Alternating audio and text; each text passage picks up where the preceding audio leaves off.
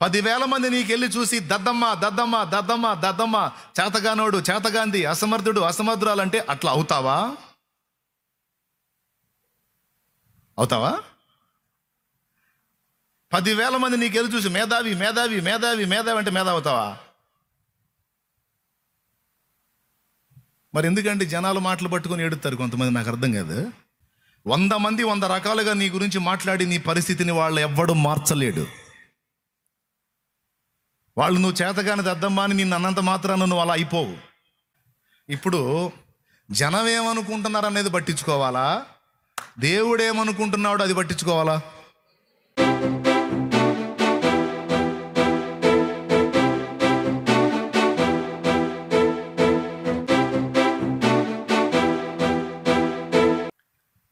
దేవుడు ఏమనుకుంటున్నాడు అది రెండవ మాట.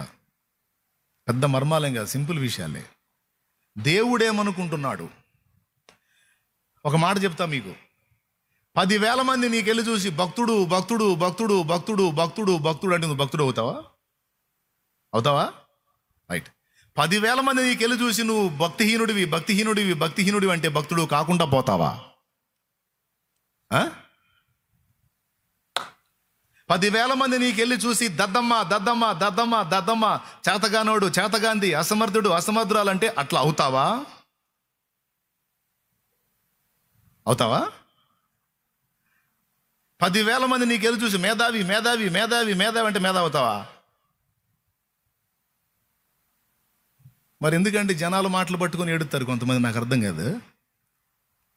నన్ను ఇలా అంటున్నారు ఇలా అంటున్నారు ఇలా అంటున్నారు ఇలా అంటున్నారు, నీ బొంద పద్దాకలు ఎలా అంటున్నారు, వాళ్ళు ఇలా అంటారు వీళ్ళు ఎలా అంటారు అని వాళ్ళకెళ్ళి వీళ్ళకెళ్ళి వీళ్ళకెళ్ళి వాళ్ళకెళ్ళి చూసి ఆత్మహత్యలు చేసుకునే వాళ్ళు ఉన్నారండి.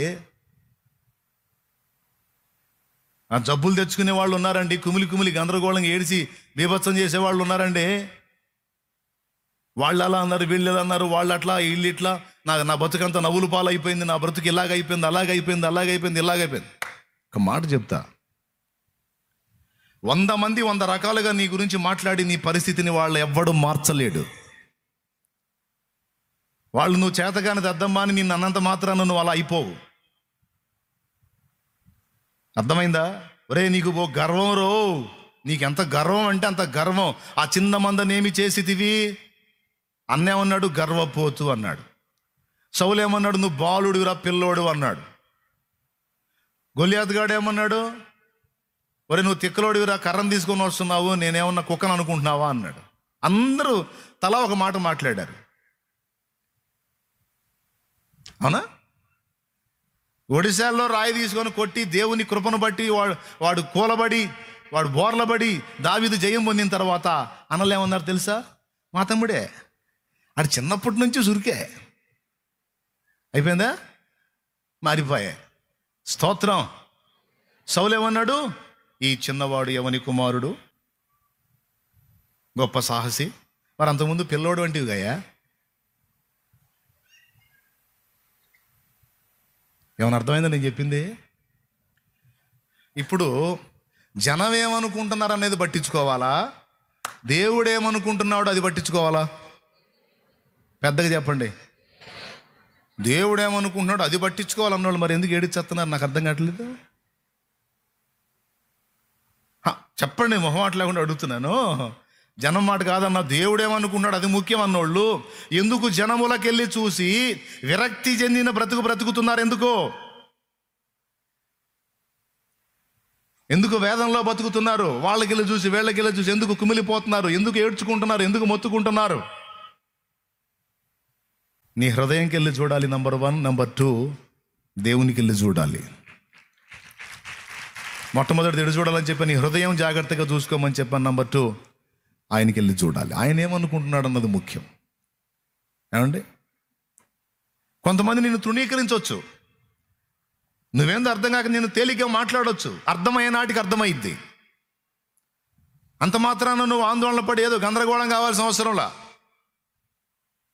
నేను ఎవరో ఒక చెల్లి వచ్చి నన్ను పట్టుకొని ఏడుతుంది, పరిచారకులు నన్ను ప్రశ్నించారన్నా అని. నేను పిచ్చిదాన్న, నీ విలువ అర్థమైనప్పుడు వాళ్ళే నిన్ను సన్మానిస్తారు, బాధపడవాకని చెప్పాను నేను. దానికే గందరగోళం అవ్వాల్సిన అవసరం లేదు. ఇప్పుడు నేను వెళ్ళి నిలబడ్డాను ఒక దగ్గర. వేసిన కుర్చీ తీపిచ్చాడు ఒక ఆయన. మాట వరుస చెబుతున్నా. అప్పటిదా అక్కడ ఉన్న కుర్చీ పక్కకు పెట్టించాడు. ఎందుకు? నన్ను నిలబెట్టాలని. నేను అలిగి తుస్సుని రావచ్చు, నేను రాలా, అక్కడే నిలబడ్డా. ఎందుకు? ఇంటికి వచ్చి ఏడుచుకోవచ్చు, వేసిన కుర్చీ తీపిచ్చాడు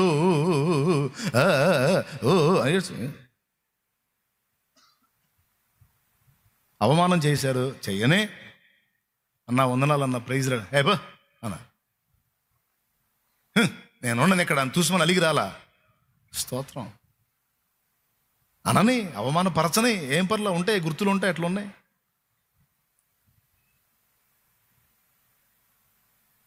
ప్రార్థన చేసుకుని మందిరంలో అట్లా అడ్డం పడ్డా. లే లే నీ పండుకునేది, లే ఇంటికాడ పండుకపో, లే బయటికి పో అన్నాడు. ఎవరిని? ఏం పర్లా, నా కిరీటమే కింద పడలా, దాని గురించి నేనే ఏడిసి మొత్తుకొని గందరగోళం అయిపోలా. ఆకాశం వైపు చూశాను, దేవుడు ఏం మాట్లాడుతున్నాడు. ఇప్పుడు నన్ను గురించి దేవుడు ఏమనుకుంటున్నాడు అది నాకు ముఖ్యం, కానీ వీళ్ళు ఏమంటే నాకెందుకు? మరి దేవుడు ఏం చేశాడు? అరే, ఇంత తృణీకారాన్ని ఓర్చుకోలేరు, ఇంత తిరస్కారపు మాటను తట్టుకోలేరు. అరే రే రే రే ఏదన్నా అంత మాట తగిలిందంటే లోపల పాటు ముసుకేసుకోవటం, సీదేయటం. ఏం బతుకులో ఏమో నాకు అర్థం కాదు. నాకేదో అయిందని కాదన్నయ్య, తల ఒక మాట అంటుంటే అసలు చచ్చిపోవాలనిపిస్తుంది అన్నయ్య. పనికి మాలిందన్న నువ్వేం విశ్వాసం నాకు అర్థం కాదు. చచ్చిపోవాలని దెయ్యం ముఖం వేసుకొని దులిపేయటం నేర్చుకోమని దేవుడు చెబుతుంటే ఇలా అంటున్నారు. అలా పట్టించుకోవద్దు. దేవుడు ఏమనుకుంటున్నాడో, నా హృదయాన్ని దేవుడు చూస్తున్నాడు, నా జీవితాన్ని దేవుడు ఎరుగును. నేనేం చేశానో, నేను తప్పు చేశానో, న్యాయం చేశానో, మంచి చేశానో, చెడ్డ చేశానో, వీళ్ళు నన్ను అపార్థం చేసుకున్నారు, మిస్అండర్స్టాండింగ్ చేసుకున్నారు, అందుకే నన్ను ద్వేషిస్తారు. నా తండ్రికి తెలుసుగా నేనేందో. నా మీద భయంకరమైన నిందా ప్రచారాలు ఇన్ని నెలలు అచ్చంగా యూట్యూబ్లో మన మీదనే చలామణైనాయి. స్తోత్రం. యూట్యూబ్లో కొన్ని వీడియోలు అచ్చంగా నా మీదే చలామణైనాయి. ఇప్పటికి కూడా కొన్ని నడుస్తూనే ఉన్నాయి. ఇక అవన్నీ కుప్పేసుకొని కూర్చొని ఇక సీదేస్తా ఉండాలి. ఇక ఎక్కడెక్కడ దులిపేసి దేవుని వైపు చూస్తాను. నేను ఏమై ఉన్నానో, నేను ఎలా ఉన్నానో నీకు తెలుసు. 10,000 మంది కలిసి షాలేం రాజు తేడా తేడా తేడా అంటే నేను తేడా అవుతానా? 10,000 మంది కలిసి షాలేం రాజు గొప్ప గొప్ప గొప్ప గొప్ప అంటే అది నీ ఎదుట గొప్ప ఇద్దా? ప్రజలు గొప్ప అన్నా ఒట్టిదే, ప్రజల తేడా అన్నా ఒట్టిదే. గొప్ప అన్నా తేడా అన్నా నువ్వంటే అది ఫిక్స్ ప్రభువా. నువ్వు ప్రభువా అనాల్సిందే. నువ్వు. ఎంతమందికి అర్థమైంది నా ఎల్లారా? దీన్ని బట్టి ఏం ఆలోచిద్దాం? పరుల మాటలను బట్టి కృంగిపోదామా, కుమిలిపోదామా, నిరాశపడదామా, నిరుత్సాహపడదామా, సావులు బతుకులంటూ ఆత్మహత్యల కోసం వెతుకుదామా? సింహాసనం కోల్పోయినప్పుడు దావీదుని షిమి అనేవాడు చీ పో అన్నాడు. మళ్ళా దేవుడు సింహాసనానికి దావీదుని తీసుకొచ్చినప్పుడు వచ్చి కాళ్ళ మీద పడ్డాడు. పలుగాకి లోకం నిందించిన ఏకాకి వై నీవు రోదించిన, పలుగాకి లోకం నిందించిన ఏకాకి వై నీవు రోదించిన. నిన్ను చూసి మొరిగే కుక్కలు కానీ కప్పలు కానీ ఎక్కువ ఉండవు. స్తోత్రం. చైనా దేశంలో కప్పలు తింటారు తెలుసుగా? తింటారు తెలుసా చైనా వాళ్ళు? ఒకటి ఇంటి ముందు పెద్ద మడుగు ఉందంట. ఆ మడుగు నిండా కప్పలే. ఎందుకంటే నైట్ రోజు గోల్ చేస్తున్నాయి. మరి కడుపులో మండి లాభం లేదని హోటల్కి పోయాడు. కప్పలు ఇస్తాను కొంటారా అన్నాడు.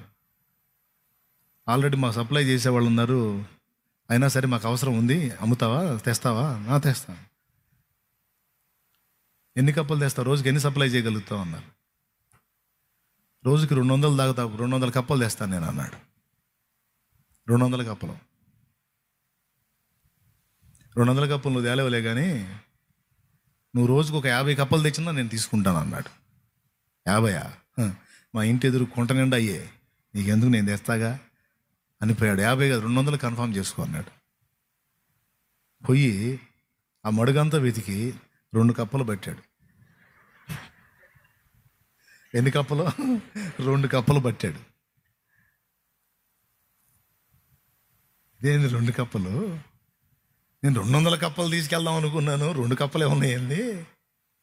అయ్యో ఏంటిది అని ఆడు ఆలోచించి ఆ 2 కప్పలే తీసుకొని పోయాడు. ఏందండి, రోజు నైట్ చూస్తే గోల చేస్తాను, ఆ కుంట నిండా గోల చేస్తానే, పడితేనేమో మొత్తం జల్లెడేసి పెట్టిన 2 కప్పలే తేలిని అంటే ఈ కప్పల సంగతి నాకు తెలుసురా సోదరా, అందుకే నేను 200 తెస్తానంటే 50 దేశరా తీసుకుంటాను అన్నాను. అవి ఉండేది 2 గోల పెచ్చు. అర్థమైందా? ఏమన్నా అర్థమైందా? అవి ఉండేది 2 గోల మాత్రం 100 ఉన్నట్టు గోల చేస్తాయి. ఈరోజు ఇప్పుడు చెప్పుకుంటా మతోన్మాదులు ఉన్నాయి, చూసా మతోన్మాద కప్పలు. ఈ కప్పలన్నీ కొన్నే, టోటల్ ప్రపంచం అంతా అలా లేదు, దేశం అంతా అలా లేదు, రాష్ట్రం అంతా అలా లేదు. ఈ కొన్ని కప్పలే గోల్ చేసి బెదిరింపులు చేసి హడావుళ్ళు చేస్తున్నాయి. లెక్క కూడా చేయకుండా నువ్వు దేవుని పని చేసుకుంటూ ముందుకు సాగిపోవాలి. అలాగే నిన్ను నిందించే కప్పలు, నిన్ను విమర్శించే కప్పలు, నిన్ను దూషించే కప్పలు ఎన్నో అని నువ్వు గందరగోళం అవ్వద్దు. అన్నీ లెక్కేస్తే 4-5 కూడా తేలో. కానీ నిన్ను ఘనపరిచి గౌరవించేటువంటి వ్యక్తులు చాలామందిని దేవుడు నీకు శేషంగా ఉంచాడు. అయినా సరే ఘనపరిచే కప్పలొద్దు, విమర్శించే కప్పలొద్దు, మనకు దేవుడు కావాలి. ఆయన ఏమనుకుంటున్నాడో అది ముఖ్యం.